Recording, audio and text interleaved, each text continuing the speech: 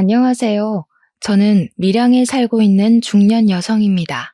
2년 전 안타까운 사고를 겪고 아직도 그때의 공포와 후유증에서 벗어나지 못하고 있기도 하죠.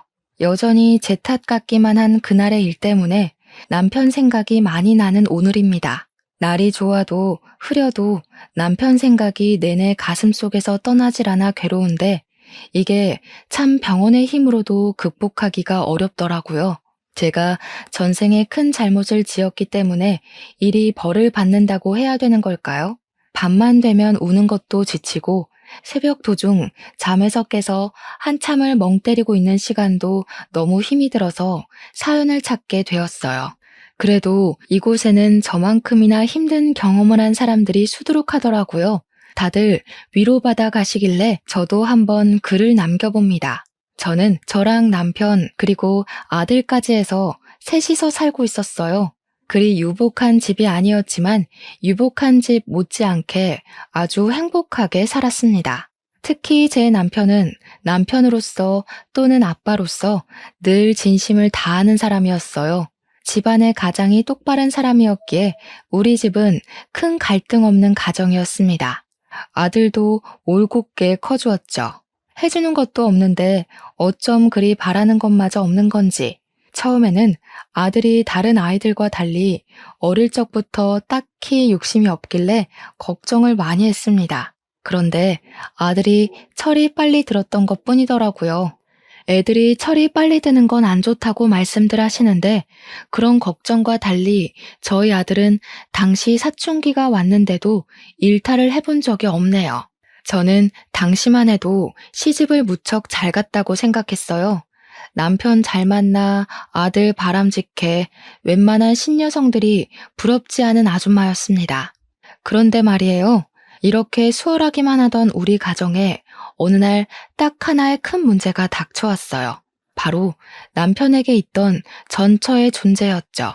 남편의 재혼은 결혼을 하기 전부터 알고 있었고 남편 또한 자신의 이혼 사실 때문에 결혼 전 제게 호감 표시하는 걸 미안해 했었어요.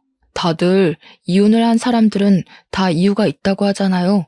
제가 어떤 사람인 줄 알고 저를 그렇게 믿으세요. 제가 작정하고 미란 씨 꼬시고 싶어서 거짓말하는 거면 어쩌려고요.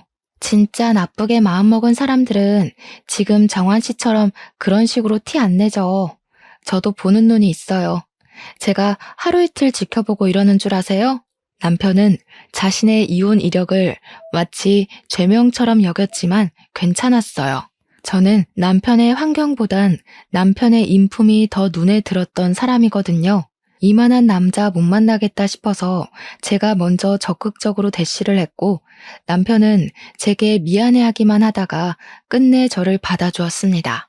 그때 남편이 전처의 얘기를 잠깐 해준 적이 있었는데 전처가 자신의 가난 때문에 고생을 너무 많이 해서 이혼을 요구했다고 했어요. 제가 만날 당시 남편은 제법 자리를 잡고 있는 직장인의 위치였던지라 가난하지는 않았거든요. 그렇다고 막 잘 사는 정도도 아니었어요. 아무튼 전처가 그랬다니 그때는 남편이 굳이 설명하지 않아도 얼마나 힘들었을지 가늠하고 이해했었습니다. 제가 전처에 대해 이해할 수 있는 부분은 딱 그 정도였어요. 그리고 남편도 제 진심을 알고 더 이상 전처를 언급하지 않았습니다. 그렇게 저희는 결혼하였고 남편과 10년 가까이 살면서 저는 제 선택이 옳았다고 믿고 살았어요. 그건 전처가 다시 등장하기 전까지 행복이었다는 걸 모르고 말이죠. 저는 남편 입에서 전처 얘기가 안 나올 줄 알고서 살았는데 왜 전처 문제가 다시 수면 위로 올라왔냐 하면 바로 전처가 남편을 찾아왔기 때문이었어요. 저랑 남편이 같이 결혼 생활을 이어간 지 무려 10년이라고 했잖아요. 남편이 어느 날 제게 와서는 정말 예고 없이 전처의 존재가 다시 나타났다고 하더라고요. 남편은 한 회사에서 제법 오래 일한 사람입니다. 일반 소기업의 과장 자리였는데 어릴 적 전처랑 이혼할 쯤에 그 회사를 들어가서 계속 다니고 있다가 저를 만난 거예요. 그러니 전처가 남편을 찾아내는 건 어렵지 않았을 겁니다. 그래도 전처가 남편과 이혼을 하고서 한 번도 소식이 없다가 갑자기 나타났다고 해서 얼마나 당황했는지 몰라요. 전처가 왔었다는 그날, 저녁에 남편이 제게 심란한 얼굴로 얘기를 꺼내더라고요. 전처가 말기암이래. 그래서 마지막 소원이 있다고 재훈이랑 한 달만 같이 있을 수 있냐고 하네. 뭐? 같이 살아달란 소리야? 이혼해놓고 10년 만에 연락 와서 갑자기 그게 무슨 소린데? 당연히 안 된다고 했지? 미안해. 아직 대답 못했어. 나도 워낙 갑작스러웠던지라 거절은 못했거든. 당신한텐 정말 미안하지만 재훈이 생모잖아. 한두 달밖에 못 산다고 하는 게 마음에 걸렸어. 맞습니다. 사실 제 아들은 제가 낳은 자식이 아니에요. 재훈이는 남편과 전처 사이에 나온 자식이고 남편은 저와 만날 때 아들의 존재를 바로 밝혔었습니다. 저는 그것마저 흔쾌히 받아들일 준비가 되었을 만큼 남편을 사랑했어요. 그리고 우리 아들을 남편의 아이라고만 생각했지 절대 전처의 아이라고는 생각하면서 살지 않았습니다. 아들은 제 품에 안겼을 때 겨우 2발로 걷는 아기였어요. 당연히 아들이 큰 뒤로 생모의 존재가 있다는 걸 따로 알려주긴 했습니다. 아들이 처음 알고 좀 혼란스러워하긴 했으나 저는 말해주었어요. 나는 아기 때부터 너를 키우면서 한 번도 생모가 따로 있다고 생각하고 키운 적 없었다고 말이죠. 아들도 제 마음을 알아주어서 엄마인 제 존재를 부정하거나 그런 일은 없었습니다. 그런데 전처가 갑자기 나타나 제 아들에게 눈독을 들이다니요. 왜 잘 살고 있는 우리 가정을 휘저으려 하는 건지 이해가 안 되었어요. 이미 자기가 포기한 남편이고 아들이잖아요. 아무리 죽을 때가 되었다고 하지만 이미 다른 가정이 있는 사람을 왜 다시 찾냐는 말이에요. 자기가 죽을 병에 걸렸으면 남의 남편이 된 전 남편을 다시 찾아도 되는 건가요? 그게 감동적이고 가슴 아픈 스토리라고 생각하는 걸까요? 전처도 전처지만 저는 남편에게도 처음으로 실망이란 걸 했습니다. 남편이 전처가 무슨 부탁을 했든 확실하게 거절만 했어도 저희 집안 공기가 바뀌진 않았을 거예요. 그날 이후 우리 집에는 한 번도 느끼지 못했던 냉기가 흘렀습니다.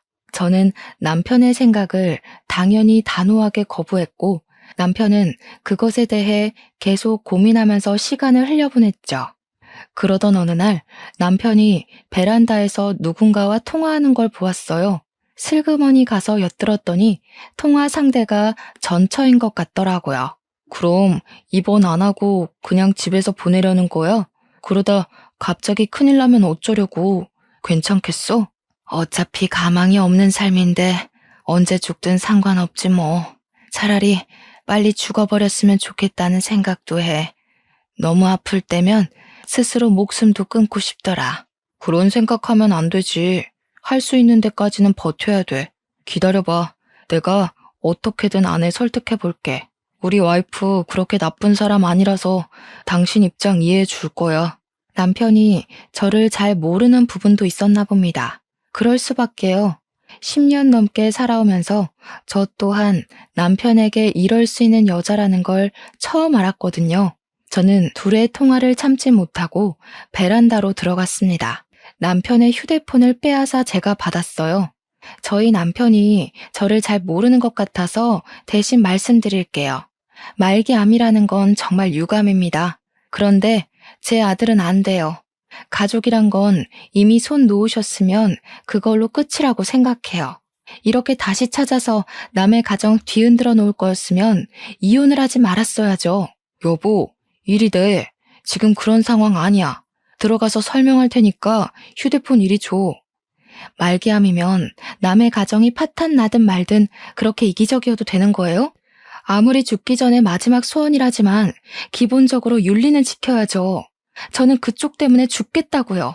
남편은 결국 제게 큰 호통을 치면서 휴대폰을 강제로 앗아갔습니다.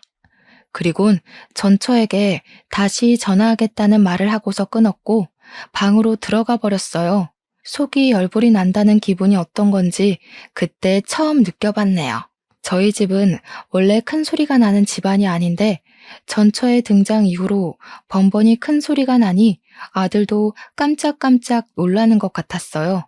아들은 저와 남편이 목청을 높일 때마다 불안했는지 한 번씩 방 밖을 나와서 눈치를 보더라고요. 이렇게 시간만 보내다간 뭐 하나 해결되는 거 없이 가족 관계가 망가져 버릴 것 같았어요.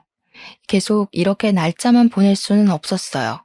그 망할 전처의 존재 때문에 저희 집이 이렇게나 흔들려야 하는 걸 두고 보기가 힘들었습니다. 남편도 전처에게 시간이 얼마 없으니 초조해지는지 더 예민하게 행동하더라고요. 우리는 결국 아들의 뜻에 따르기로 했습니다. 아들에게 이 커다란 문제를 떠안기기 미안했지만 어쨌든 전처에게 가야 할 사람은 아들이니까 아들의 생각이 중요했어요. 처음 아들에게 물었을 때 아들은 저를 생각해 주는 건지 남편의 제안을 거절했습니다. 그런데 그럼 통화만 해달라는 전처의 부탁을 남편이 또 거절 못하고 안고 와서는 그날 아들과 전처가 처음으로 통화를 하게 되었어요. 그것도 제가 있는 앞에서 말이죠. 이름이 재훈이라고 그랬니? 엄마는 네 이름을 상열이라고 지었었는데 바꿨구나. 아직 우리 아들이 엄마는 많이 낯설 거야. 엄마가 너를 두고 떠날 수밖에 없었던 건 정말 미안해. 아들 입장에선 엄마를 용서할 수 없겠지만 그래도 기회 한번 주면 안 되겠니? 엄마가 다른 건 안 바라고 죽기 전에 아들 얼굴 한 번만 보고 싶어서 그래. 착한 우리 아들은 생모의 절절한 부탁에 결국 마음이 약해서 거절을 하지 못했고 우리와 상의 없이 이미 전처에게 알겠다고 약속을 해버렸더군요. 생모는 남편처럼 재혼도 안 하고 혼자 계속 살았고 변변한 직장도 없이 기초 수급자로 계속 지내온 듯 했습니다. 저희 아들에게 그런 점을 더 어필했어요. 다른 건 모르겠고 자꾸 제 아들에게 엄마 거리는 게 무척 거슬리더군요. 그래서 또 한 번 휴대폰을 빼앗아 전처에게 따지고 싶었지만 아들의 선택이니 참을 수밖에 없었습니다. 아들은 통화를 끊고 나서 제게 미안하다고 눈물을 보였어요. 가슴이 아팠습니다. 이게 어디 아들 잘못인가요? 전처에게 정을 떼지 못하고 있었던 남편의 어리석은 판단 때문이지. 결국 저는 저 나름대로 속이 미어 터졌지만 우리 아들을 전처 품에 한 달 동안 보내주기로 결정을 내렸습니다. 남편이 아들을 싣고 전처에게 데려다 주려는 첫날 제가 얼마나 많이 울었는지 모릅니다. 마치 남편과 아들을 빼앗기는 기분을 느꼈거든요. 그렇게 아들 없이 한 달을 살아야 했던 기간 동안에 제 세상은 거의 9천이나 다름없었어요. 하루가 1년처럼 길기만 했습니다. 제가 시름시름 앓으며 점차 기운을 잃어가니 남편이 제 걱정이 되긴 했나 보더라고요. 매일 아들을 찾아가서는 저한테 아들 사진 보여주고 잘 있다고 계속 안심시켜 주었습니다. 남편은 일부러 저를 위해 전처가 걸려있는 사진은 보여주지 않으려고 했었어요. 하지만 제 머리엔 남편과 전처와 아들이 함께 있는 모습이 자꾸 그려졌고 분명 다 내 가족들인데 제가 마치 불청객이 된 것 같은 느낌을 계속 받았습니다. 그래서 그때마다 제 목소리는 자꾸 뾰족하게 흘러나갔죠. 어쩌라고? 나한테 자랑하는 거야? 지금 당신이랑 아들이 누구를 더 원하는지 그걸 보여주고 싶은 거야? 그런 게 아니잖아. 재훈이는 계속 너 보고 싶다고 해. 우리가 아무리 전처 사정 봐주고 있다고 하지만 내 아내는 너고 재훈이 엄마도 너야. 네가 안 불안해했으면 좋겠기에 나도 최대한 노력하고 있는 건데 왜 몰라줘? 솔직히 힘들잖아. 나는 아직도 말이 안 된다고 생각해. 어느 집 사람이 전처 죽을 때 됐다고 남편 갖다 바치고 아들 갖다 바치고 하겠어.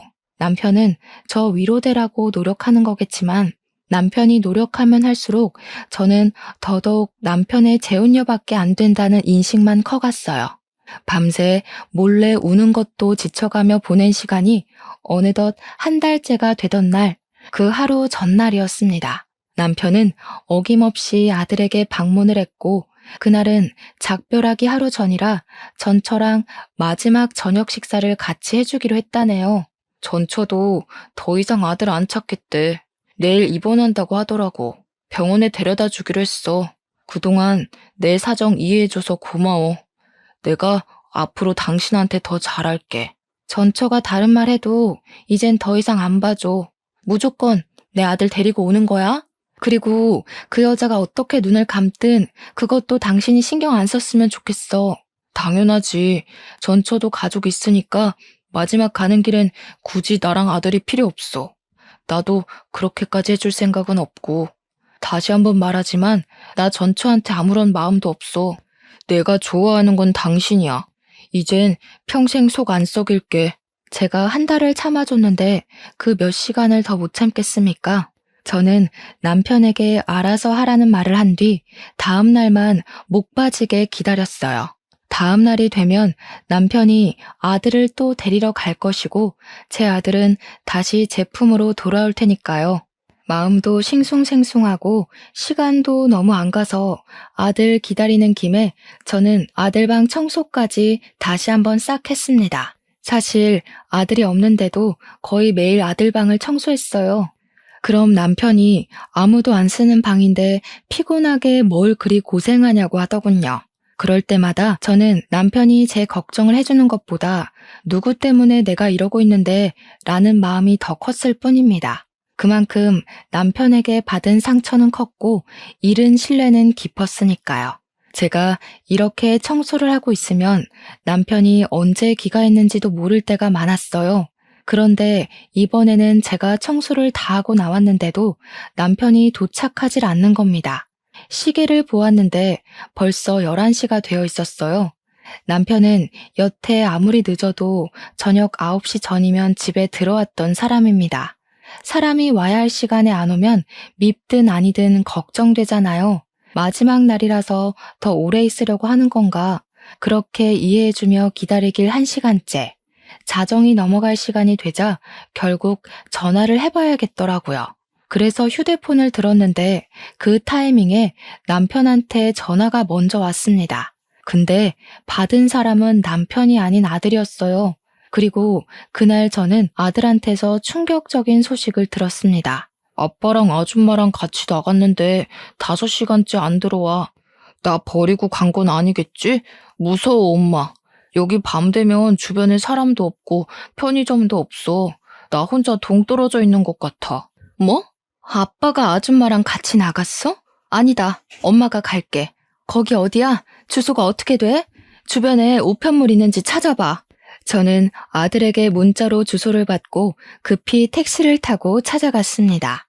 아들 말대로 전천의 집이라는 곳의 위치는 인적이 드문 곳이었어요. 속된 말로 정말 사람 하나 죽어도 몇 년은 모르고 방치시킬 수 있을 만큼이었습니다. 이런 무서운 곳에 우리 아들을 한 달이나 뒀다는 사실은 저를 또 한 번 괴롭게 만들었어요. 저는 당장 아들을 봐야 했습니다. 전처 집 초인종을 누르자 아들이 나왔는데 혼자서 많이 무서웠는지 저를 보자마자 안기더군요. 저는 그런 아들을 다독이면서 집 안으로 들어갔어요. 거실 바닥을 보니까 분명 다 같이 저녁을 먹은 흔적은 남아 있었습니다. 아들한테 다시 한 번 더 남편과 전처의 행방을 물었는데 아들은 그저 전처가 남편한테 따로 할 말 있다고 밖으로 데리고 나간 것밖엔 모른다고 하더군요. 저는 일단 아들을 잠깐 집에 두고서 집 주위를 둘러봤어요. 남편을 부르면서 돌아봤으나 찾을 수가 없었습니다. 남편 폰으로 전처 연락처를 찾아서 전화해도 전처 휴대폰마저 꺼져 있어서 기다리는 것 말고는 할 수 있는 방법이 없었어요. 그렇게 저는 아들과 같이 그곳에서 하루를 지냈습니다. 그럼에도 전처랑 남편은 나타나질 않았고 어쩔 수 없던 저는 일단 아들을 데려간다는 메모만 적은 뒤 그 집을 빠져나왔어요. 그리고 저는 그렇게 남편을 잃게 되었습니다. 며칠째 연락도 없고 돌아오지도 않길래 남편을 실종 신고까지 해야 했네요. 당최 이게 무슨 일인지 어안이 벙벙했어요. 남편이 이렇게 사라진 것이 혹시 그 말기암 전처에게 마음이 흔들렸기 때문일까 그런 생각도 했습니다. 설마 둘이서 외국 병원으로 가버린 건가 싶기도 했고요. 하지만 그 생각들은 전처가 말기암이라는 전제가 있는 한 발생할 확률이 희박한 결론들이었어요. 곧 죽을 사람이 어떻게 도망을 친단 말입니까? 그만한 체력이 안 되잖아요. 그러나 만에 하나 정말로 둘이 다시 눈이 맞아서 달아난 거라면 믿고 싶지 않았지만 자꾸 생각나는 결론이 그런 쪽밖에 없었어요. 저는 그날 이후 밥도 제대로 못 먹었고 매일 아들만 붙잡고서 눈물을 흘렸습니다. 그렇게 한 달이 다 되어가도 남편이 나타나질 않자 저는 그제야 남편이 우릴 버렸다고 인정했어요. 하지만 이해는 안 되었습니다. 제가 아는 남편은 절대 여자 때문에 가정을 버릴 남편이 아니니까요. 어느 정도 시간이 흐른 뒤에는 남편 실종 사정도 제게 무척 중요한 일이지만 그보다 당장 눈앞의 경제 생활이 더 문제가 되었어요. 그래서 저는 일단 심란한 마음을 억누르고 직장을 찾아야 했습니다. 그렇게 그날도 마찬가지로 아르바이트 면접을 보고 돌아오던 날이었어요. 통장에 얼마 있는지 잔액을 확인한다고 잠깐 은행을 들렸는데 그곳에서 뜻밖의 인물을 만나게 되었는데요. 바로 남편의 전처였어요. 창구에 일을 보러 온 것 같더라고요. 옆에는 모르는 남자까지 끼고 있었습니다. 그런데 여기서 제가 혼란스러웠던 건 분명 전처는 말기암이라고 했는데 그날 제가 본 모습은 다 죽어가는 저보다 건강해 보였고 사이좋게 손잡고 있는 아저씨랑도 마주보고 잘만 웃고 있었어요. 누가 저런 사람을 보고 말기암이라고 할까 싶을 정도의 멀쩡한 몸뚱어리였습니다. 이미 남편이 말했던 전처의 시한부 기한은 지난 상태였어요. 남편 말대로라면 전처는 이미 이 세상 사람이 아니어야 했다고요. 그런데 왜 살아있는 거지? 너무 혼란스러우면서도 전처랑 같이 있어야 할 제 남편의 존재가 궁금했습니다. 남편이 전처랑 같이 있다가 사라졌으니 제 눈앞에 나타난 전처처럼 남편도 나타나줘야 하는 거잖아요. 전처를 발견한 순간 저는 심장이 빠르게 뛰면서 순간 눈이 돌아버렸어요. 사람들이 많다는 것도 잊어버리고 전처한테 쫓아가 전처의 멱살을 붙잡았습니다. 뭐야 당신? 네가 왜 살아있어? 내 남편은 어쩌고 당신이 왜 여기 있냐고. 내 남편이랑 같이 있었던 거 아니야? 너랑 같이 있다가 없어졌잖아. 어머, 이 아줌마가 왜 이래? 무슨 소리 하는지 모르겠거든요? 사람 잘못 본 거겠죠. 여기 경찰 좀 불러주세요. 내 남편 어쨌어? 내 남편 어디 가고 왜 딴 남자랑 있는 거야? 둘이 도망친 거 아니었어? 도대체 그날 무슨 일이 있었던 거냐고. 당황한 전처는 자기 딴에 머리 좀 굴리다가 저를 정신 나간 사람 취급하는 걸로 방향을 틀었습니다. 그때 옆에서 전처 애인인지 뭔지 저를 떼어내고 패대기 쳤고 쌍욕을 하면서 전처를 데리고 나가버렸어요. 주변 사람들이 다친 저를 걱정해줬으나 저는 그 손길들 모두 외면한 채 그들 뒤를 황급히 쫓아갔습니다. 하지만 그들이 차를 타고 사라지는 바람에 놓쳐버리게 되었죠. 그런 찝찝한 마음으로 아무것도 하지 못하고서 집에 돌아와야 했습니다. 그런데 아무래도 이상하고 말이 안 돼서 도무지 전처 모습을 지울 수가 없더라고요. 분명 전처는 말기암이라고 남편이 그렇게 말을 했는데 어떻게 저리 버젓이 돌아다닐 수가 있단 말인가요? 말기암이라고 거짓말을 했다면 모를까. 일도 못 알아보고 누워서 이틀은 보낸 저는 결국 갑갑함을 참지 못하고 지난번에 찾아갔던 전처 집을 다시 몰래 찾아갔습니다. 대낮에 찾아갔던지라 집에 사람은 아직 사는 것 같은데 다 외출을 나간 것처럼 보였어요.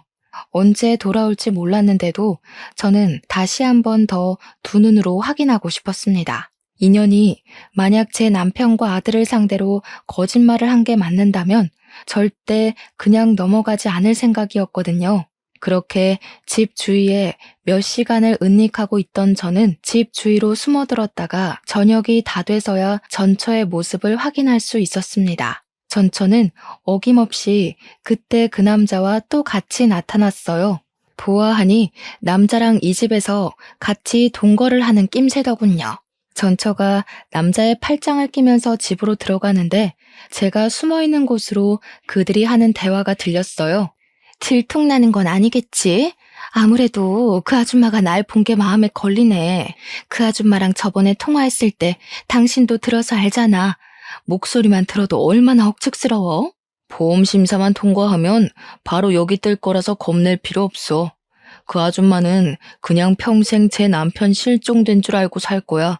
남편 없으면 아무것도 못하는 여자가 무슨 능력으로 알아내겠어? 우리는 그냥 입 다물고 호의호식하며 살면 돼. 저들이 무슨 대화를 하는 건지 구체적으로는 모르겠지만 일단 우리 남편한테 무슨 짓을 한 건 분명하단 확신이 들었어요. 남편이 실종된 걸로 알게 만들었다는 건 자기네들이 남편에게 무슨 짓을 했다는 거 아니겠습니까? 저는 울음을 참으면서 그들을 동영상으로 촬영했고 그날 바로 경찰서로 달려갔습니다. 얼마나 다리가 후들거렸는지 몰라요. 경찰서에 가서도 어디서부터 어떻게 말을 시작해야 할지 몰라서 그저 생각나는 대로 중구난방 얘기를 꺼냈어요. 제 남편이 실종 신고된 사람인데 이 사람들이 아무래도 무슨 짓 한 것 같다고 동영상을 보여줬고 여자가 내 남편의 전처라는 사실과 내 남편이 이 여자랑 있다가 실종된 거라고도 모두 얘기를 해주었습니다. 무엇보다 이 여자가 말기암이라고 했는데 멀쩡하게 돌아다니는 것 또한 빠짐없이 전달했죠. 경찰은 처음엔 제 얘기를 별일 아닌 실종 사건이라 생각하는 듯했죠. 그럼에도 민중의 지팡이이기 때문에 제가 뭐라고 하는지 경청은 하고 있었고 갈수록 상세해지는 제 진술을 곰곰이 생각하는 태도까지 보여주었습니다. 경찰 또한 뭔가 수상하긴 하다는 걸 느낀 것 같았어요. 특히 제가 보여준 동영상에서 전처랑 남자가 하는 대화를 듣고서 심각한 표정을 지었거든요. 다행히 경찰은 제 증거를 토대로 수사를 시작해 주었어요. 경찰에게 연락이 올 때까지 저는 아들에게조차 신경을 쓸 수가 없었습니다. 그저 제발 제 남편이 어딘가에서 무사히 살아있어만 주길 바라고 기도하기만 했어요. 그리고 며칠 뒤 제겐 또 하나의 충격 소식이 들려왔습니다. 전처 때문에 제 머릿속이 폭풍처럼 휘몰아치던 중 5일 뒤에 경찰한테 전화가 왔는데요. 경찰이 제 남편 이름을 묻더니 배우자 되는 사람이 맞냐고 묻더라고요. 남편을 찾은 것 같은 뉘앙스에 기뻐서 저는 곧장 그렇다고 대답을 했고 남편 신고도 부인인 내가 했다고까지 말했습니다. 그러자 경찰이 곧바로 목소리를 가라앉혔는데 느닷없이 제 남편이 이미 사망을 했다고 하는 겁니다. 그 순간 저는 심장이 멎는 줄 알았어요. 잘못 들었나 싶어서 뭐라고 그랬냐고 다시 물었고 확인 사살을 당했습니다. 이것만으로도 충분히 믿을 수 없는 충격을 받았는데 그 뒤 경찰이 다시 있는 말은 저를 주저앉게 만들었어요. 남편분이 김정환 씨잖아요. 그런데 윤민호 씨 성함으로 사망 신고가 됐어요. 그러니까 시신은 김정환 씨가 맞는데 신고 정보는 전부 윤민호 씨라는 거죠. 네? 도대체 무슨 말을 하시는 거예요? 아이고 세상에, 무슨 그런 소리가 다 있대? 다시 한번 설명해 주시겠어요? 그래서 우리 남편이 죽었다는 거예요? 다른 사람이 죽었다는 거예요? 워낙 정신없는 상태로 전화를 받아서 그런지 경찰 말을 바로 이해하지 못했습니다. 제 남편이 사망을 한 건 맞는데 우리 남편 사망 처리가 남편의 신원이 아닌 다른 사람의 신원으로 등록이 되어 있다고 하더라고요. 그러면서 경찰이 다시 한번 윤민호라는 이름을 말을 해줬어요. 하지만 아무리 머리를 굴려봐도 그 이름은 생전 처음 듣는 이름이었고 우리 남편 아는 사람 중에서도 그런 이름은 들어본 적이 없었어요. 제가 전혀 모르는 기색을 표하자 경찰은 다른 이름을 하나 더 말해주면서 혹시 이건 아는 이름이냐고 물었는데요. 그때 돋은 소름이 아직도 기억이 납니다. 경찰은 제게 전처 이름을 언급했고 저는 흥분해서 그 사람이 바로 남편의 전처라고 얘기를 했어요. 그러니 경찰 쪽에서 오는 반응은 역시나라는 느낌이었습니다. 경찰은 한숨을 푹 쉬면서 아무래도 사망보험금 수령을 위한 보험 살인 같다고 하더군요. 전처가 분명 말기암 환자라고 했는데 전처 앞으로 된 진단명 같은 건 전혀 조회되지 않았다고 하면서 말이죠. 살인이요? 지금 제 남편이 살인을 당했다는 거예요?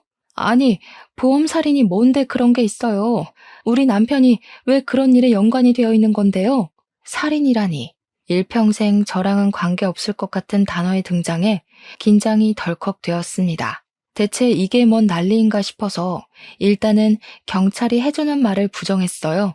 내 남편 사망 아니라고 뭐 잘못한 거 아니냐부터 내가 애초에 실종해서 신고를 했던 건데 뜬금없이 사망 소식을 전하는 게 말이냐고 대체 이게 뭔 소리냐고 겁에 질려서 질문만 했어요. 하지만 경찰한테서는 제가 듣고 싶은 대답을 들을 순 없었고 오히려 반복적인 답과 더욱 깊은 내막만 알게 되었습니다. 전처는 저희 남편과 이혼을 하고 재혼을 했다고 했어요.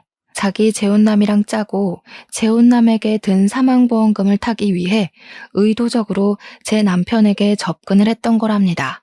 제 남편이 복숭아 알레르기가 있는데 그걸 알고 있던 전처가 술에다 복숭아즙을 타서 남편을 호흡곤란으로 죽음에 이르게 했고 죽은 제 남편을 재혼남으로 위장시켜 재혼남의 사망보험금을 타려고 했던 것이래요.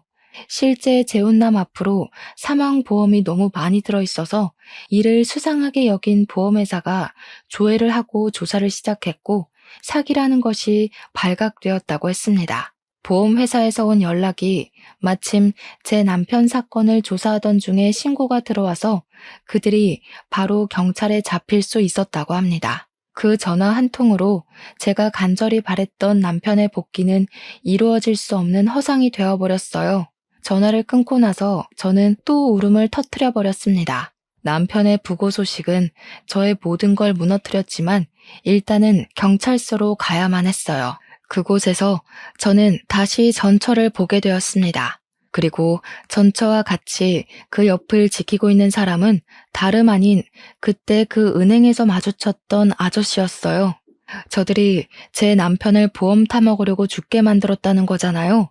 경찰에게 듣기만 했을 때보다 직접 눈앞에서 그 욕망에 찌든 모습을 보니 제 분노는 이루 말할 수 없이 솟구쳤고 저는 아랑곳 없이 다짜고짜 달려가 전처 등짝을 패기 시작했어요. 당신들이 사람이야? 어떻게 내 남편을 그런 식으로 이용을 해? 한때 가족이었던 사람한테 어떻게 그럴 수가 있냐고. 내 남편은 네가 죽는다고 했을 때 아들 생모라고 안쓰러워하기까지 했는데 어떻게 그런 착한 사람한테 정신 나간 짓을 할 수가 있어? 전처는 제게 두들겨 맞는 것에 짜증내면서도 자기 재혼남한테 성질을 부렸습니다. 내가 이 아줌마 찝찝하다고 했지. 진작에 이 아줌마까지 손봤으면 걸리는 일 없었을 거 아니야. 대담한 짓까지 해놓고 왜 이런 실수를 대비 안 해? 네 탓이라고? 집 주소 들킨 게 누군데? 애초에 너네 집 노출 안 시키고 어디 다른 데로 애 불렀으면 이런 일까지 안 왔겠지. 둘은 서로 반성할 기미는 안 보이고 서로 제 남편 죽인 걸 등한시하고 있었습니다. 제 남편의 죽음이 이런 골빈 사람들 때문에 더더욱 가벼워지는 게 너무 싫었어요. 저는 오열을 하면서 바로 전처의 머리채를 잡고 흔들었습니다. 차라리 말기암 걸려서 죽어버리는 게 나았다고 왜 살아서 나한테 이런 끔찍한 경험을 안겨주냐고 원망하였어요. 나 때는 그놈 쥐뿔도 없었다고. 전부인한테 이 정도는 해줄 수 있는 거잖아. 그놈 가난뱅이일 때 고생한 건 나야. 뒤치다거리 내가 다 해줘서 취직시켰던 거라고. 고생이란 고생은 내가 다 했는데 정작 보상을 당신이 받는 건 억울하지.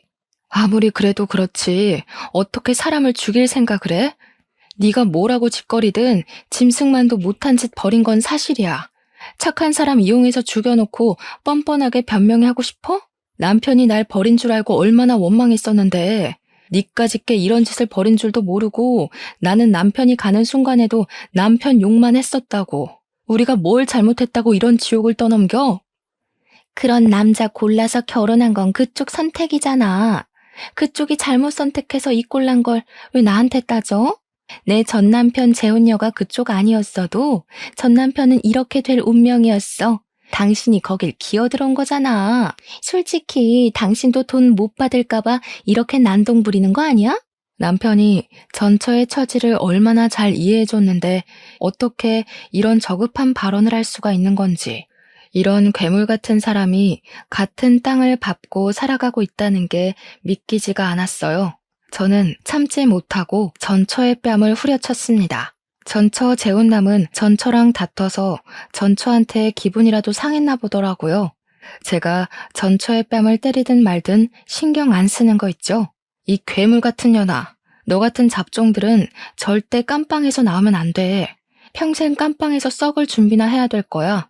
감히 착한 내 남편을 죽이고 다시 바깥 놔둘 수 있을 것 같아? 네가 기어 나오면 내가 또 쳐넣을 거니까 평생 네가 뭘 잘못했는지 뼈저리게 느껴보라고. 제 남편은 정말 좋은 마음으로 전처의 마지막 길을 배웅해 주려고 했던 건데 왜 죽어서 돌아와야 했을까요?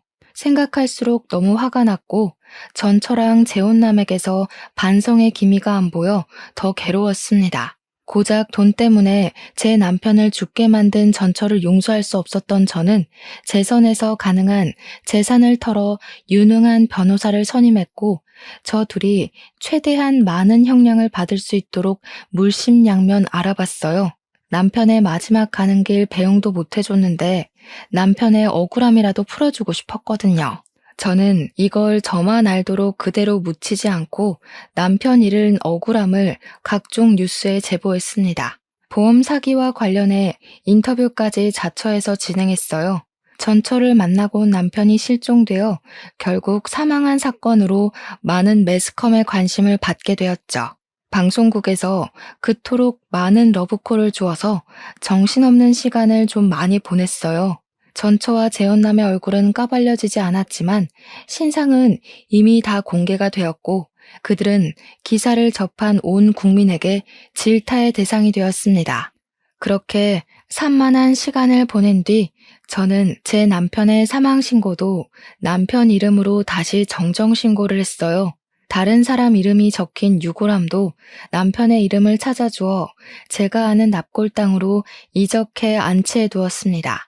우리 불쌍한 남편, 가족들이랑 인사도 못하고 제 명이 아닌 시기에 운명을 달리하여 얼마나 한이 맺혀 있겠습니까? 장례식도 제 손으로 치러주지 못했는데 어떻게 착하게만 살았던 사람에게 이리도 불행하게 생을 마감시키는 건지 하늘이 원망스러웠어요. 이렇게 제게서 남편을 앗아간 그 썩을 놈들을 고소했는데도 제 마음은 구멍이 뚫린 것 마냥 허하기만 했습니다. 아무래도 제가 뭘 하든 남편은 영영 돌아올 수 없는 곳으로 가버렸다는 사실을 받아들이기 싫었기 때문이겠죠. 이런 제 사정을 알아주신 건지 보도를 탄 이후 저희 동네뿐만 아니라 모르는 사람들까지도 저와 아들의 처지를 알아봐 주셨어요. 우선 동네에서는 아주머니들이 어린 아들이 있는데 제가 밥도 못 먹고 기운도 못 차리니까 그게 걱정이 되었는지 반찬도 많이 챙겨주시고 아들이 좋아할 만한 맛있는 식품도 많이 챙겨주셨고 또 제 아들에게는 용돈을 쥐어주는 분들도 계셨어요. 그땐 아들이 길에만 나가면 하루 5만 원에서 10만 원은 쥐고 귀가를 했었습니다. 뿐만이 아니었어요. 사회에서는 저희에게 더 큰 마음을 보여주었습니다. 가족이 없고 남편이 유일한 보호자였던 제게 보험회사가 연락이 왔는데 남편의 사망보험금 총 2억을 지급해 주더라고요. 그리고 이 사실이 남편의 회사에도 소문이 퍼져서 직원들이 남편을 위해 위로금 3천만 원을 모아주었고 남편의 퇴직금까지 받게 되었습니다.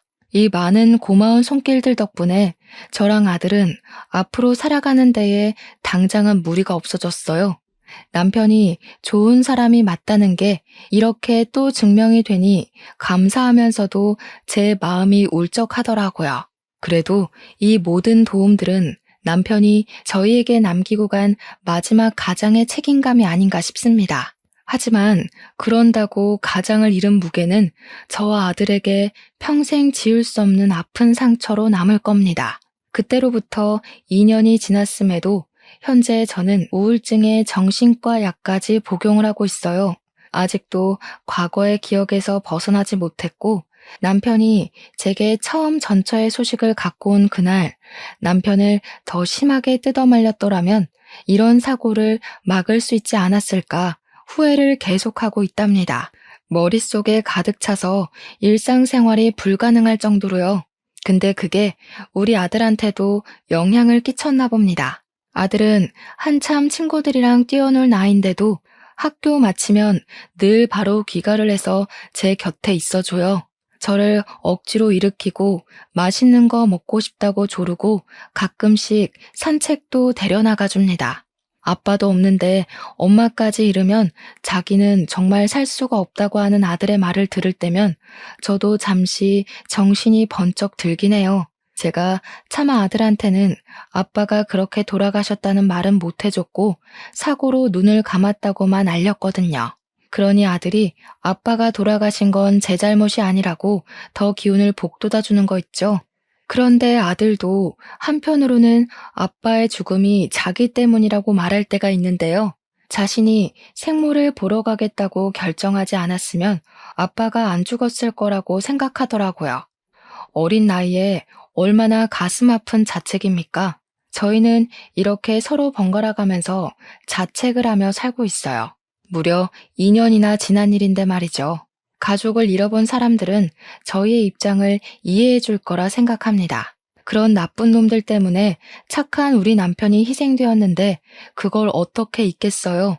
어떻게 보내주겠습니까? 생각은 깊어지고 그럴수록 후회는 늘어가니 잠을 자기가 힘들어 수면제 없이는 밤을 보낼 수가 없을 지경까지 이르러 버렸네요.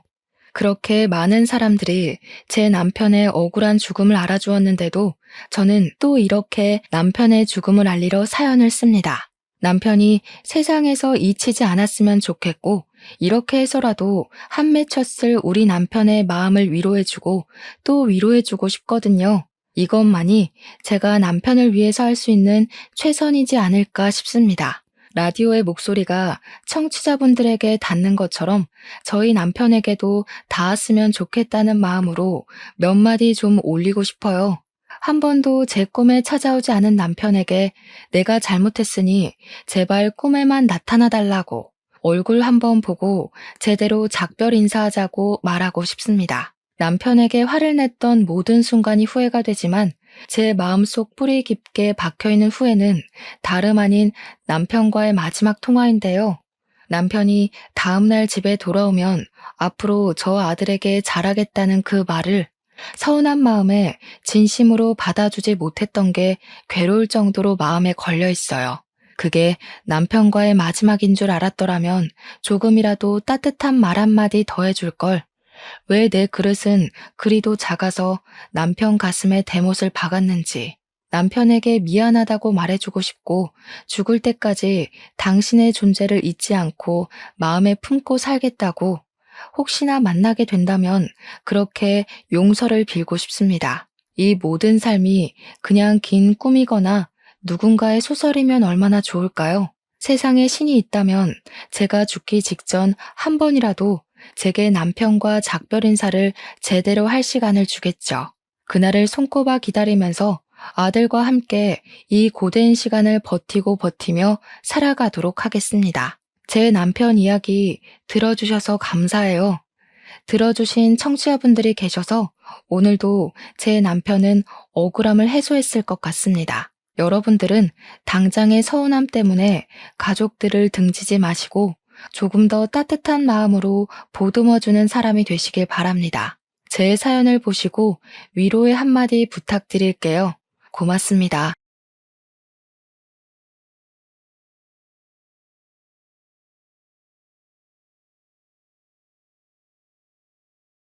안녕하세요. 저는 경기도의 한 호텔 제과점에서 근무하고 있는 29살 여성입니다. 얼마 전에 연차를 내고 제가 어린 시절에 다녔던 초등학교를 가봤어요. 어릴 때는 학교 운동장이 정말 커 보였는데 어른이 돼서 다시 가보니 정말 작더라고요.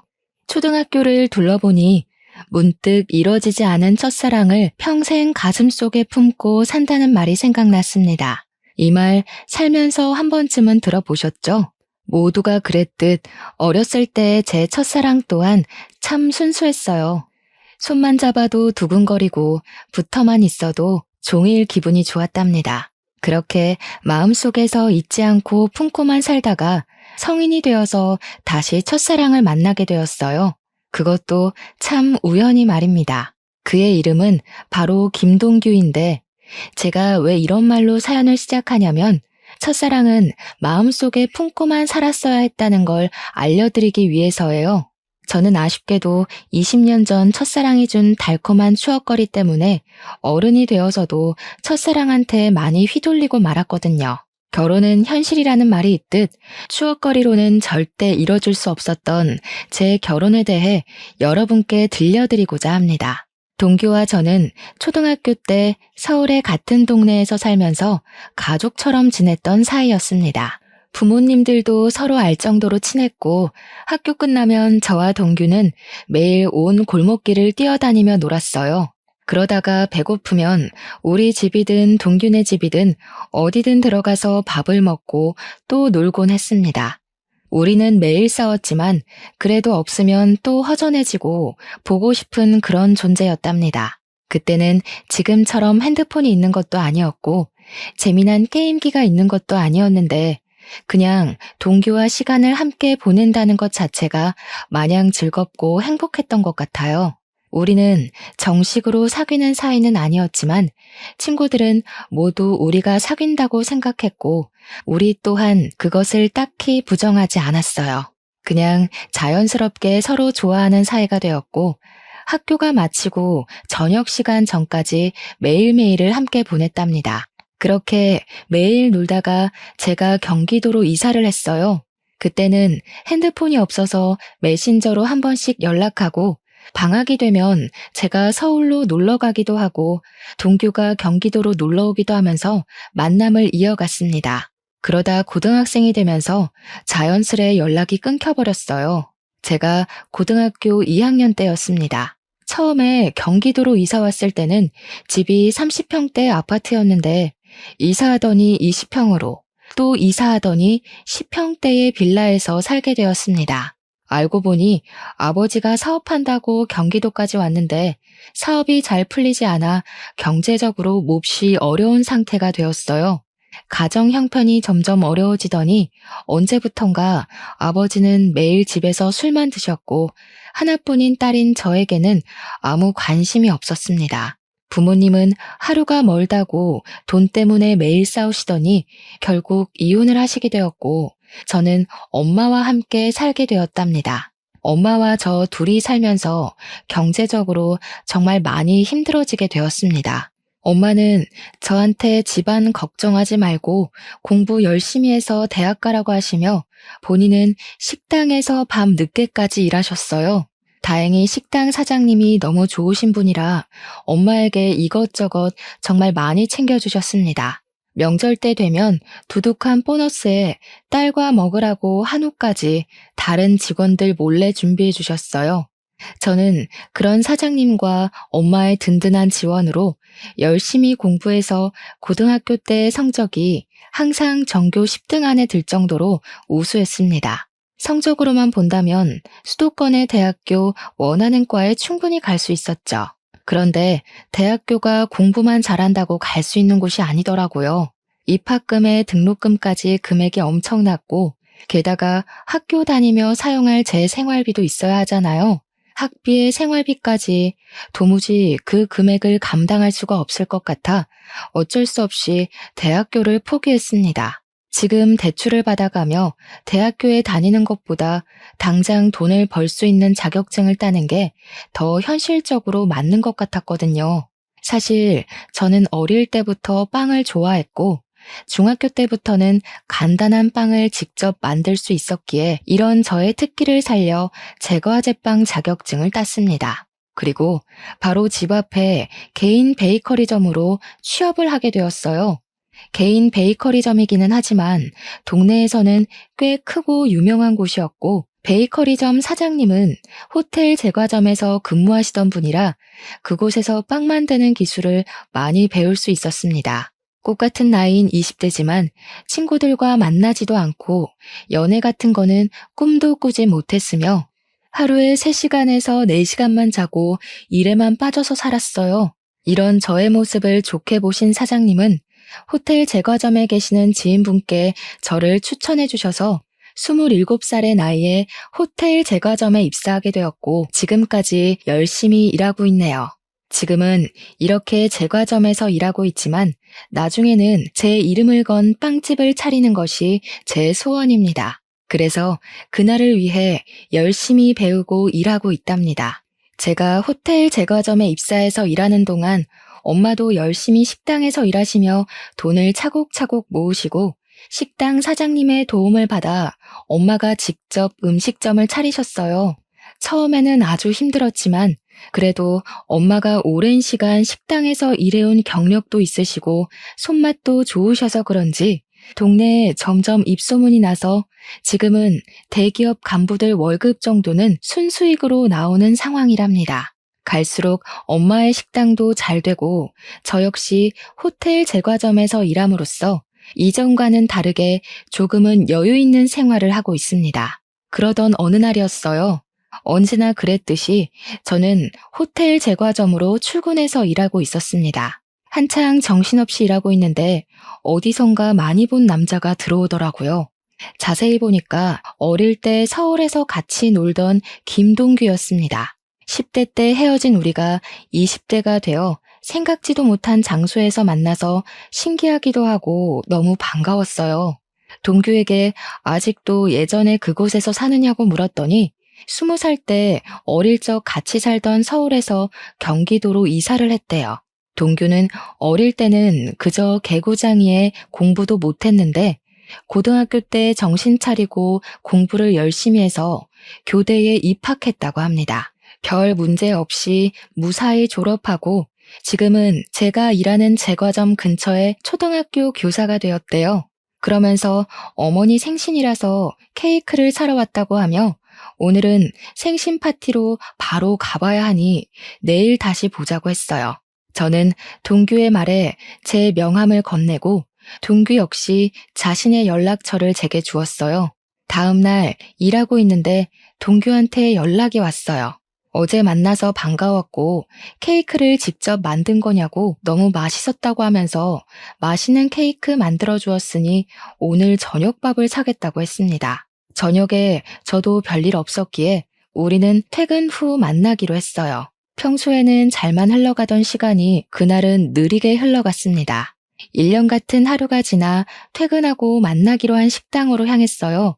동규는 학교에서 바로 와서 정장을 입고 있었습니다. 어릴 때 동규는 그저 개구쟁이였고 통통했는데 성인이 된 동규는 외모도 깔끔하고 키도 크고 참 멋져 보였어요. 반면에 저는 온종일 빵가루 묻히며 일해서 옷도 펑퍼짐하고 신발도 운동화 차림이라 뭔가 부끄럽더라고요. 지금 어디서 살고 있냐고 물어보니 동규는 우리 집에서 30분 거리에서 살고 있었습니다.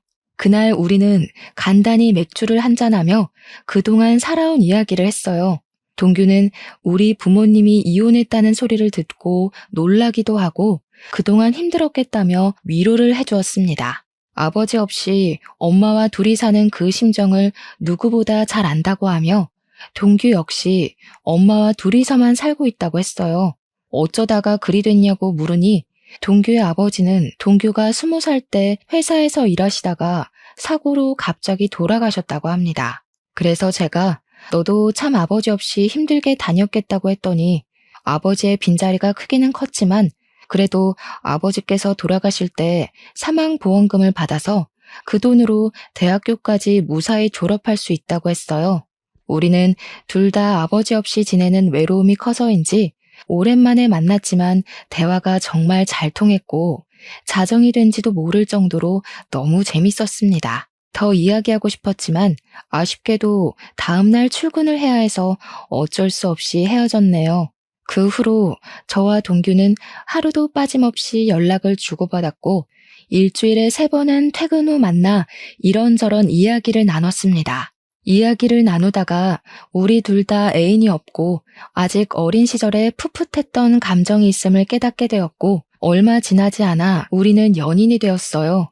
연인이 된 그 주 주말, 서로의 집에 가서 각자의 어머니께 인사를 드리게 되었습니다. 우리 집에서도 동균의 집에서도 어린 시절 코올리개들이 어느새 이렇게나 컸냐고 하며 너무 좋아하셨습니다. 그러면서 어릴 때 인연이 평생 가면 너무 좋을 것 같다며 두 분 다 우리의 만남을 축하해 주시고 응원해 주셨답니다. 어느덧 우리는 28살이 되었어요.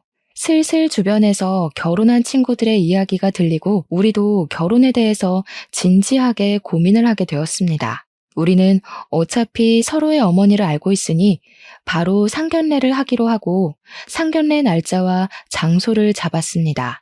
약속한 상견례 날이 되었고 저와 엄마는 먼저 식당에 도착하고 이제 예비 남편이 된 동규와 동규 어머니는 10분 정도 후에 도착했어요. 어머, 이게 얼마만이에요? 잘 지내셨죠? 그런데 아버님은 어디 가시고 왜 혼자 오셨어요? 엄마, 사실은 희준의 부모님 고등학교 때 이혼하셔서 희준은 지금 엄마랑 살고 있어. 뭐? 이혼? 희준 네가 이혼했단 말이야? 아니 어쩌다가 너는 왜 그런 말을 미리 안 했어? 이혼 가정이면 조금 곤란한데? 성격 문제로 희주 아빠랑 어쩔 수 없이 갈라졌습니다. 그런데 이혼했어도 저는 우리 딸 부끄럽지 않게 키웠습니다. 지금 모아둔 돈도 있고요. 그러니 우리 집 가정 형편 말고 희주 자체만을 봐주세요.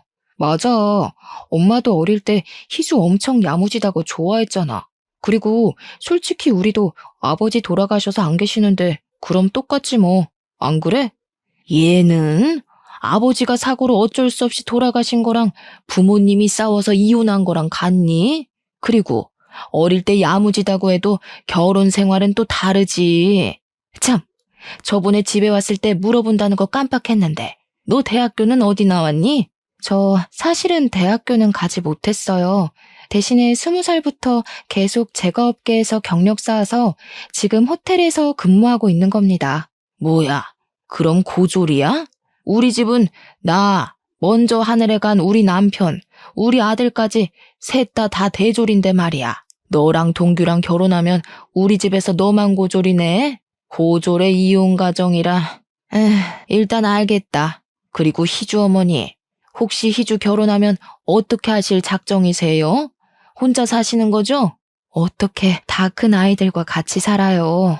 그리고 저는 식당 운영해야 해서 같이 있을 시간도 없습니다. 동규 어머니, 우리 희주 비록 이혼 가정에서 자라기는 했지만 아버지의 빈자리가 느껴지지 않게 최선을 다해 사랑을 듬뿍 주며 키웠습니다.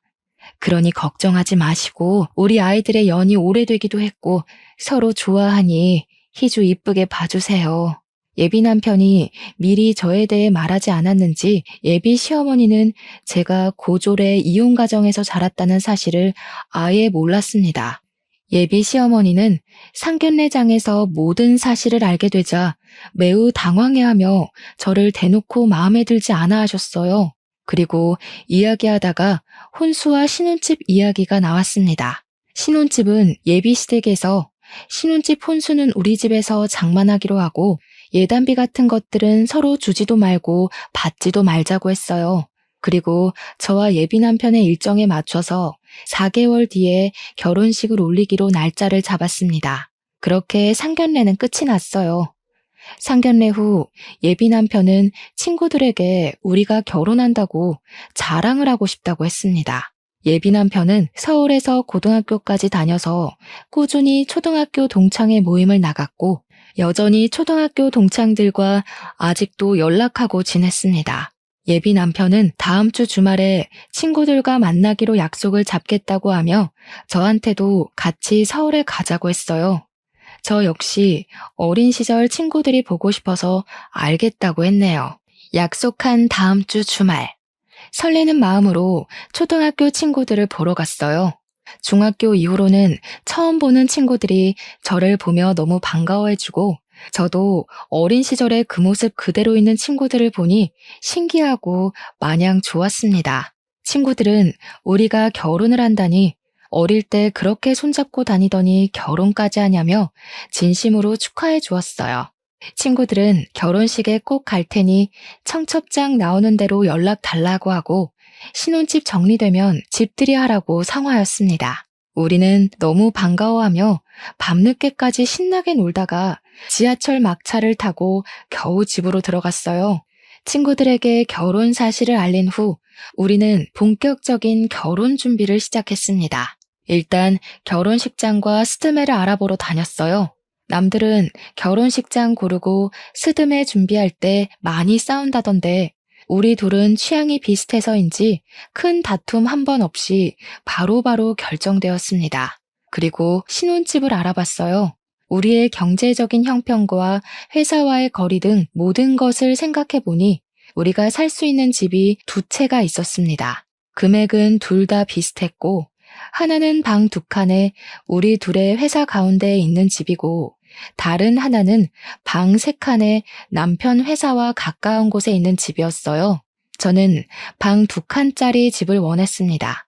왜냐하면 그 집이 제 회사와의 거리가 차로 15분 거리이기도 했고 햇빛도 잘 들고 뭔가 집 분위기가 참 좋아 보였어요.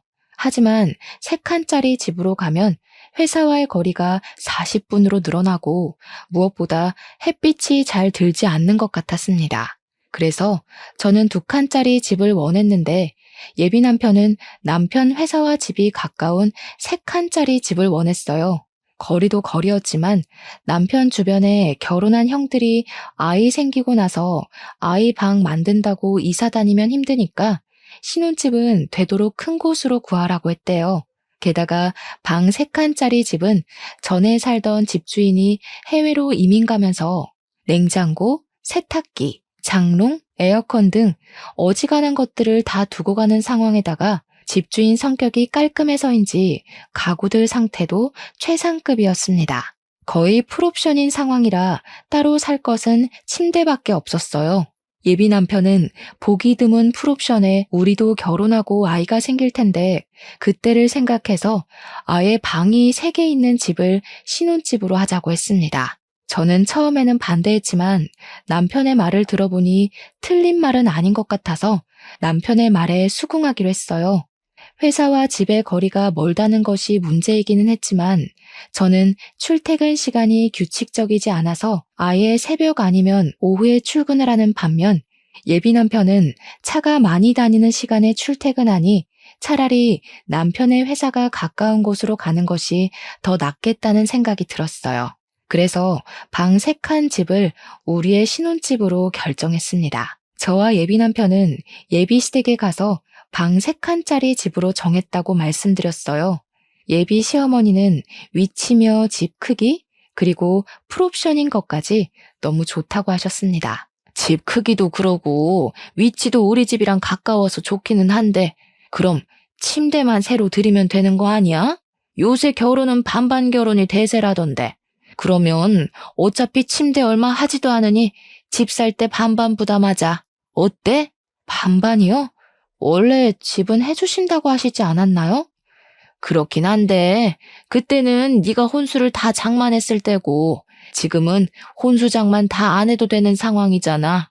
그리고 희주 너도 결혼할 때 뭐라도 해와야지 나중에 말이 없잖아. 안 그래? 그니까 그냥 반반씩 부담해서 집 계약하자. 예비 시어머니는 집을 해주시기로 했는데 갑자기 집값을 반반 부담하자고 하셨습니다. 저는 저 혼자 결정할 문제는 아닌 것 같아서 저희 엄마와 의논해보고 알려드리겠다고 했어요.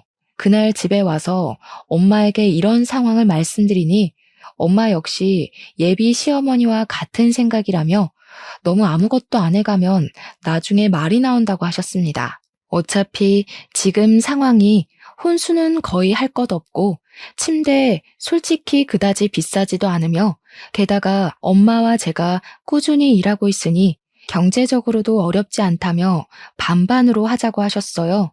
저 역시 어차피 결혼하면 부부는 경제 공동체로 같이 생활하는 것이기에 반반으로 부담하는 것이 바르다고 생각되어 예비 시어머니의 말에 따르기로 했습니다. 그래서 저와 예비 남편이 함께 그 집을 마련했어요. 당연히 명의도 공동 명의로 했답니다. 신혼집을 구했으니 이제 침대를 알아보러 다녔어요. 내 주변에 결혼한 언니들의 이야기를 들어보면 신혼 때 아예 훗날 태어날 아기까지 생각해서 큰 침대를 사는 게 좋다고 들었습니다. 저와 예비 남편은 둘 다 아기들을 좋아해서 결혼하면 바로 아기를 가질 생각이었기 때문에 패밀리 침대를 사기로 하고 바로 계약했습니다. 그런데 예비 남편이 그 옆에 있던 1인용 침대도 사자는 것입니다. 싱글 침대는 왜 사냐고 했더니 부부 침실로 사용할 큰 방을 빼면 방이 2개가 남는데 이 방 중 하나를 게스트룸처럼 사용해서 어머니들이 오시면 그 방에서 주무시게 하자는 거예요. 사실 아기 생기기 전까지 방 하나는 남편 취미방으로 사용하고 다른 방 하나는 제 서재로 사용하려고 했는데 뭐 이렇게 하는 것도 나쁘지 않겠다 싶어 싱글 침대도 계약하고 작은 장롱까지 계약했습니다. 이렇게 가구까지 다 샀고 결혼식 전에 가구만 집에 들이면 되었어요. 이어서 웨딩 촬영도 하고 청첩장도 만들었습니다. 저와 예비 남편은 지인들에게 청첩장을 돌리며 행복하게 살 날만 손꼽아 기다리고 있었어요. 그러던 어느 날 일하고 있는데 예비 시어머니한테 전화가 왔습니다.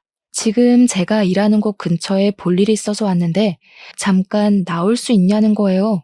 마침 한가한 시간이라 잠깐 시간이 될 것 같아 30분 정도는 여유 있으니 가겠다고 했습니다.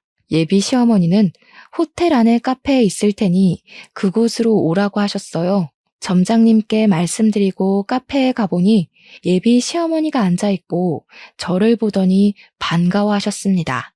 지나가는 길에 잠깐 얼굴 보고 싶어서 들렀다며 결혼 준비하느라 바쁠 텐데 신경을 많이 못 써줘서 미안하다고 하셨어요. 그래도 둘이 참 기특하네. 이렇게 알아서 준비를 척척하고 말이야. 사실 오늘 내가 부탁이 하나 있어서 잠깐 보자고 했어. 내가 피부가 좀 예민해서 실크 이불 아니면 잠을 못 자. 그리고 허리도 좋지 않아서 침대 매트리스도 저렴한 거 쓰면 못 잔단다. 그 점 염두에 두고 침대 주문하라고 부른 거야. 네?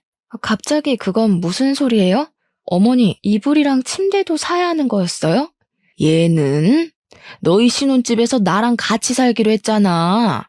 그래서 작은 방에 내 침대랑 장롱 드린다며. 그 방이 내 방이라고 해서 나 너희 결혼 날짜에 맞춰서 집도 내놨어.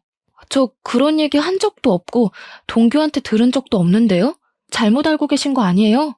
상견례 끝나고 같이 살기로 말 다 됐다고 하던데 동규가 아직 말하지 않았나 보네. 그리고 너 남편 될 사람한테 동규가 뭐니 동규가. 결혼하면 남편은 서방님이라고 쓰는 거야. 되도록 존칭도 쓰고 알겠니?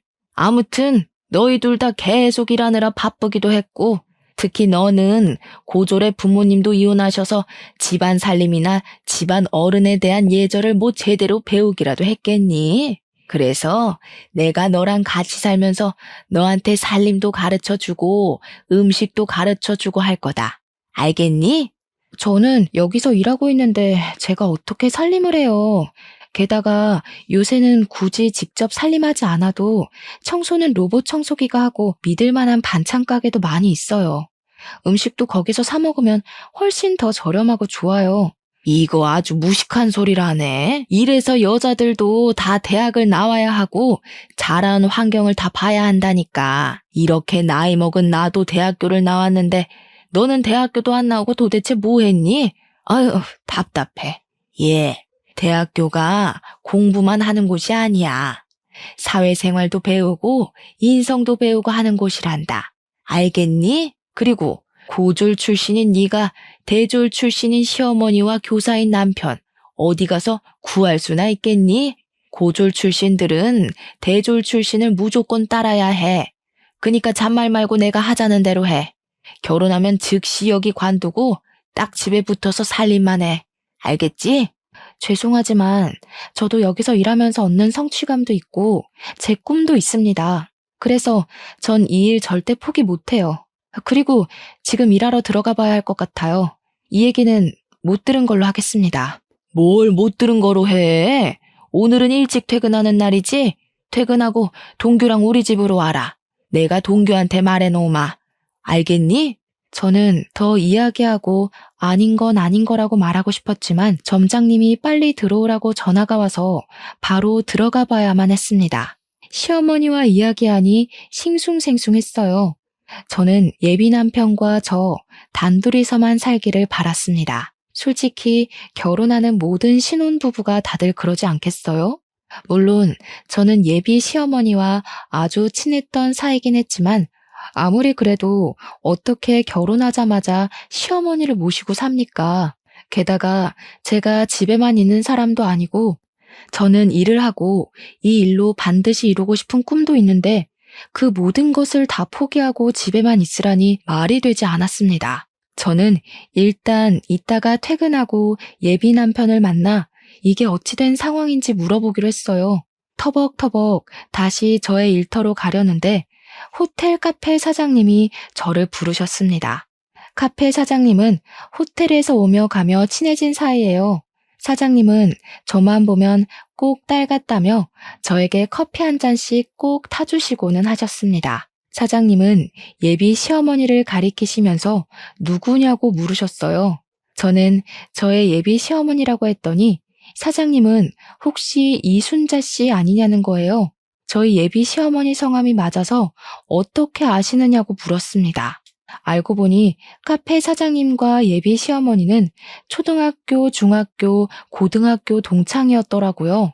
그러면서 어릴 때는 그렇게 찢어지게 가난하더니 커서 성공했나 보다고 하며 예비 시어머니의 과거를 이야기해 주셨는데 저는 정말 뒤통수 한 대 맞은 기분이었습니다. 예비 시어머니는 어릴 때 찢어지게 가난했고 예비 시어머니의 부모님은 시장 구석에서 선짓국밥을 하셨다고 합니다. 그런데 예비 시어머니 아버지가 알코올 중독자에 도박하셔서 어머니가 국밥집으로 돈을 벌면 아버지가 그 돈을 다 밖에서 쓰고 왔다고 해요. 만약 어머니가 아버지한테 돈을 주시지 않으면 아버지는 시장에서 소리 지르고 다 뒤집어 엎고 난리가 났다고 합니다. 그래서 경찰서 유치장에 여러 번 왔다 갔다 하셨고 그게 몇 년째 반복되다가 너무 힘들어서 결국 이혼을 하셨대요. 그 후로도 찢어지게 가난했고 어머니는 고등학교 중퇴 후 잠적을 했다는 거예요. 분명히 저한테는 방금 어머니가 대학교에 나오셨다고 하셨는데 사장님은 고등학교를 중퇴하셨다고 하니 이게 무슨 소리인가 싶었습니다. 카페 사장님께 그럼 어머니가 대학교는 다니셨냐고 했더니 고등학교 졸업도 못했는데 대학교에 어떻게 가냐고 하셨어요. 아마 돈이 없어서 대학교 구경도 못했을 거라고 했네요. 그렇게 힘들게 살던 사람이 여기 호텔 카페도 다오고 정말 성공했나 보다고 했습니다. 카페 사장님의 말씀을 정리해보면 예비 시어머니는 저처럼 이혼 가정에 찢어지게 가난하게 자라서 대학교 입학조차 하지 않았던 것입니다. 그러면서 저한테는 이혼 가정에서 자랐고 제가 고졸 출신이라고 그렇게 무시를 했던 거였어요. 저는 카페 사장님의 말씀을 듣고 동규와의 결혼을 진지하게 다시 고민해봐야겠다는 생각이 들었습니다.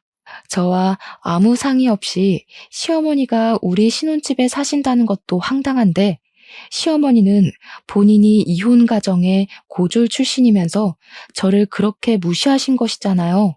어릴 때부터 봐서 저를 딸처럼 잘 대해주실 것이라 믿었는데 어머니에 대한 배신감과 충격이 꽤 컸습니다.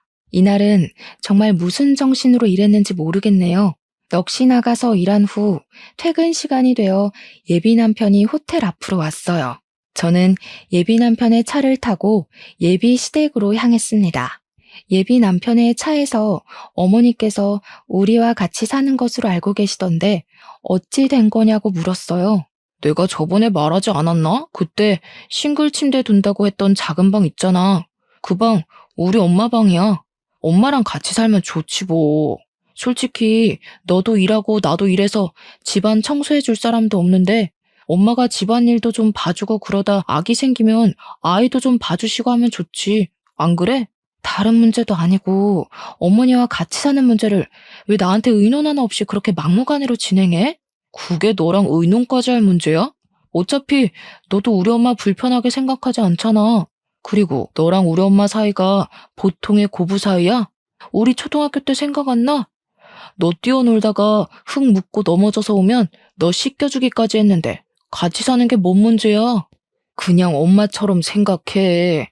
그리고 나 결혼하면 엄마 이제 혼자 사시는데 어떻게 따로 살아? 내가 유일한 아들인데. 그럼 우리 엄마도 같이 살아. 우리 엄마도 이혼하시고 혼자잖아. 나도 엄마의 유일한 딸이니까 그래도 되는 거지? 방 3개니까 한 개는 우리 쓰고 작은 방 2개 중에 하나는 우리 엄마, 다른 하나는 너희 엄마 쓰시게 하면 되겠네. 뭐? 어떻게 사돈이 같이 한 지붕에서 사냐? 듣기만 해도 세상 불편하네. 너네 엄마는 우리 집에서 살아도 되고 우리 엄마는 우리 집에서 살면 안 되냐? 게다가 이 집이 너 혼자 마련했어? 나도 절반은 마련했어. 그리고 집에 들어간 침대, 장롱은 다 내가 산 거 알지? 이 집에 대한 지분 나도 적어도 절반은 있어. 그니까 너네 엄마 모시고 살려면 우리 엄마도 모시고 살아. 저와 예비 남편은 예비 시댁으로 가는 길 내내 싸웠습니다. 그렇게 서먹해진 채로 예비 시댁에 들어갔어요. 예비 시어머니는 소파에서 팔짱을 딱 꼬고 화가 잔뜩 난 채로 앉아 계셨습니다. 그리고 예비 시어머니 앞에는 종이 한 장이 놓여 있었어요. 종이에는 제가 결혼하면 같이 살면서 해야 할 일이 적혀 있었습니다. 예비 시어머니는 제가 오자마자 저한테 종이를 던지셨어요. 내용을 보니 예비 남편 집의 제삿날 친척들의 생신이 쭉 적혀 있더라고요. 봤니? 네가 이혼 가정의 고졸 출신이라 아무것도 모를 것 같아서 얘기하는데 자고로 여자가 시집 가면 시댁의 행사는 목숨보다 귀히 챙기는 거다. 알겠니? 그리고 조금 있으면 명절이지? 명절날에는 친정에 갈 생각 추호도 하지 말아라. 출가 외인이라고 들어봤지? 고졸 출신이라 모르나? 시집간 딸은 남이라는 뜻이야. 이제 친정은 못 가. 그리고 만약에 내가 아프면 나 요양원에 보낼 생각하지 말고 평생 네가 날 돌봐야 한다. 그게 며느리고 여자야. 알겠니? 글쎄요, 이건 아닌 것 같은데요. 옛날에야 남자가 집도 해주고 경제적으로 도움을 주니까 그렇게 살아왔지만 이제 시대가 변했어요. 여자도 같이 일하고 집도 같이 준비해오는 마당에 왜 여자라는 이유로 이렇게까지 해야 하죠? 저는 그렇게 못 삽니다. 뭐? 그게 지금 말이라고 하는 거니? 어릴 때는 야무지고 똑똑했던 애가 이혼 가정에서 자라서 멍청해졌네. 그래, 너도 맞벌이하고 집도 반반으로 준비해왔어. 그래도 넌 고졸 출신이야. 태생이 고졸이라고. 지금 조건을 비교해봐라. 네가 우리 동규처럼 좋은 대학을 나왔니? 아니면 집안이 좋기를 하니? 고졸 출신의 이혼 가정에서 자란 너 따위가 대졸 출신인 시어머니와 교사인 우리 동규 같은 좋은 신랑감 어디 구할 수 있을 것 같아? 그니까 잔말 말고 고졸 출신인 너는 대졸 출신인 내 말을 무조건 따라야 해. 결혼하면 같이 살고 너는 회사 관두고 집에서 나한테 집안일 배워라. 알겠니? 자꾸 저한테 저는 고졸 출신이고 어머니는 대졸 출신이시니 어머니의 말씀을 따르라고 하시는데 어머니, 대학교 졸업장 한번 보여주실 수 있으세요? 저 어머니 대학교 나왔다고 말만 들었지 증거는 하나도 못 봐서요. 졸업장이 없다면 졸업 사진이라든가 아무튼 뭐든 좋으니 대학교 나오신 증거물 하나만 보여주세요. 뭐라고? 내가 방금 막 대학을 졸업한 것도 아니고 몇십 년 전인데 그런 증거물이 어디 있겠니?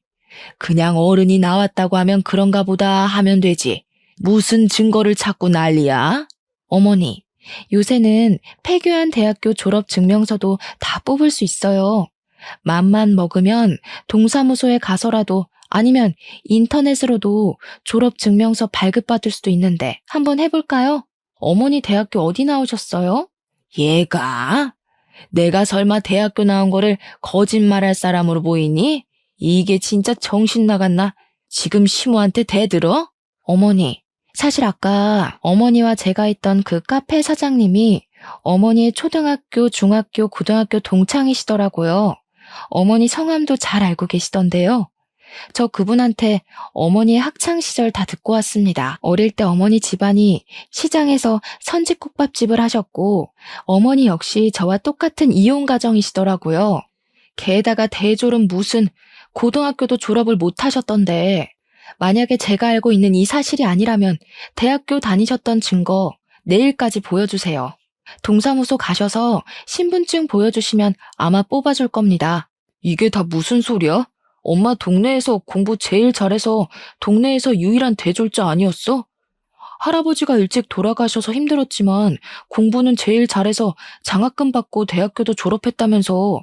장학금은 무슨? 할아버지는 알코올 중독에 도박으로 할머니와 이혼하시고 고등학교도 중퇴하셨대. 동창이었던 카페 사장님 말씀으로는 돈이 없어서 대학교 구경도 못 해보셨을 거라던데. 그래, 나 고등학교 중퇴했고 우리 부모님은 이혼했다. 그게 뭐? 이 나이에 그게 무슨 상관인데? 맞아요. 어머니가 어떤 환경에서 자랐고 학벌이 좋든 말든 상관없죠. 저도 어머니가 대졸이든 중졸이든 초졸이든 아무 상관없고 어머니가 이혼 가정에서 자라시든 말든 상관없어요. 그렇지만 적어도 거짓말은 하지 마셨어야죠. 그리고 어머님 본인처럼 이혼 가정에서 자란 예비 며느리를 그렇게 무시하고 싶으셨어요? 한 가지 더. 아까도 말했듯이 신혼집 장만할 때 저도 반 보탰습니다. 게다가 혼수도 제가 다 장만했는데 제가 왜 어머니를 모시고 살아야 해요? 저는 그리 못 삽니다. 야, 그냥 같이 살면 되지. 그게 그렇게 어려운 일이야? 그럼 네가 모시고 살아.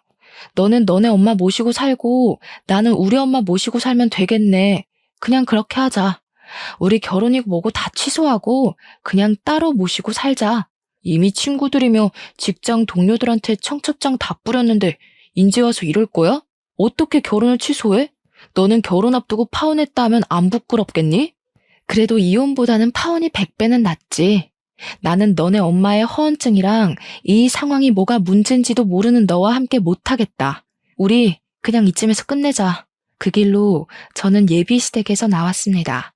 그리고 집에 가서 엄마한테 예비 시어머니의 실체에 관해서 이야기하고 이래서 파혼할 것이라고 말씀드렸어요. 엄마는 그런 일이 있었느냐고 하며 내가 돈이 없어서 공부를 못 시킨 게 후회된다고 하며 마음 아파하셨습니다. 그런 엄마를 보는데 제 마음도 너무 속상했어요. 엄마는 더 좋은 인연이 있을 테니 지금은 마음 정리 잘하라고 하셨습니다. 다음 날, 그날은 제가 쉬는 날이라 엄마 가게에서 엄마를 도와주고 있었어요. 같이 채소를 다듬고 있는데 예비 시어머니와 예비 남편이 들어왔습니다. 야, 너는 어제 그렇게 말하고 그냥 가버리면 다야? 그래, 나 중졸에 찢어지게 가난한 이혼 가정이다.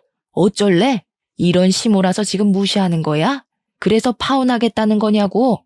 저는 어제도 말씀드렸듯이 어머니의 학력이 어떻든 어린 시절 어떻게 사셨든 상관없어요. 그런데 자꾸 저한테 거짓말하시고 저한테 어머니를 모시고 살라고 하시며 부당한 것들을 요구하시는데 말이 되나요? 그게 왜 말이 안 돼? 우리 엄마 너 진짜 딸처럼 생각했어. 그래서 딸처럼 곁에 두고 잘 챙겨주겠다는데 그게 뭐? 딸처럼 생각한다는 분이 잘 다니는 회사 관두고 집에 와서 집안 살림하라고 하냐? 그리고 제사에 생일까지 다 챙기고 벌써 출가회인 타령하시는 게 정상이야? 게다가 어머니 아프시면 요양원 보내지 말고 무조건 모시라고? 명절 때는 친정에 갈 생각도 말고? 그게 말이 돼? 세상 천지에 자기 딸한테 결혼했다고 잘 다니던 회사 관두고 집에 들어와서 살림하라는 엄마가 어딨니? 명절날에는 출가 외인이니 친정에 오지도 말라는 엄마가 어딨어? 이게 배우지 못한 티를 내나 여자는 당연히 그래야 하는 거 아니야? 그러는 그쪽은 뭐 그러셨나요? 개구리가 올챙이적 기억 못한다더니 딱 그 꼴이네요. 우리 애들 초등학교 시절 때 그쪽 시어머니 치매 오셨죠? 그때 그쪽 남편은 집에서 모시자고 그러고 그쪽은 요양원에 보내자고 하면서 매일 싸우셨잖아요. 본인은 그래놓고 우리 딸한테는 그쪽 치매 걸리면 그쪽에 똥오줌 다 치우라는 겁니까? 명절 때는 또 어땠고요? 명절 아침에 해 뜨자마자 시댁에서 탈출했다고 좋아하던 사람이 누군데 우리 애한테는 친정에는 가지도 말라고 해요? 그쪽이나 제대로 하고 이런 요구하세요. 아시겠어요? 당장 나가요. 영업방해죄로 신고할 테니까. 엄마가 예비 시어머니의 과거 행적들을 하나하나 말하자 예비 시어머니는 아무 말도 못하고 그저 소리 지르고 화만 냈습니다. 끝까지 나가라고 했지만 끝까지 두모자가 나가지 않고 행패 부리길래 결국 경찰을 불러서 그들을 쫓아냈어요. 이렇게 저는 파혼하고 지금은 엄마와 저 둘이서 다시 예전처럼 오붓하게 살고 있답니다. 예식장과 신혼집, 가구 등을 다 취소하면서 위약금을 많이 물기는 했지만 인생 공부했다 생각하고 있어요. 그 뒤로 동창들을 통해 우연히 예비 남편이었던 동규의 소식을 듣게 되었는데 동규는 저와 파혼한 후 매일 술만 먹었고 음주운전을 하다 적발돼서 벌금형을 받고 학교도 잘렸다고 합니다. 예비 시어머니는 그동안 남편의 사망보험금으로 먹고 살았는데 갑자기 아들은 벌금형 받고 잘 다니던 학교도 잘려서 지금은 그 돈을 다 탕진하고 원룸으로 이사해서 둘이서 아웅다웅 살고 있다고 들었어요. 여기까지가 제 첫사랑이었던 동규와 저의 이야기입니다. 이제 저는 동규를 다시는 만나지 않을 것이고 혹시라도 만난다고 해도 더는 이전처럼 서로에게 따뜻한 호감을 느낄 수는 없을 거예요. 이래서 첫사랑은 마음에만 두고 추억에서만 그리워하며 살아야 하는 건가 봅니다. 순수한 마음으로 만났지만 끝내는 이루지 못했던 첫사랑. 오늘 이 사연과 함께 보내버리고 당분간은 저의 꿈을 위해 열심히 달리려고요. 그러다 보면 제게도 언젠간 좋은 날이 오겠죠? 그날을 향해 오늘도 힘내겠습니다. 저의 긴 사연을 들어주셔서 감사합니다.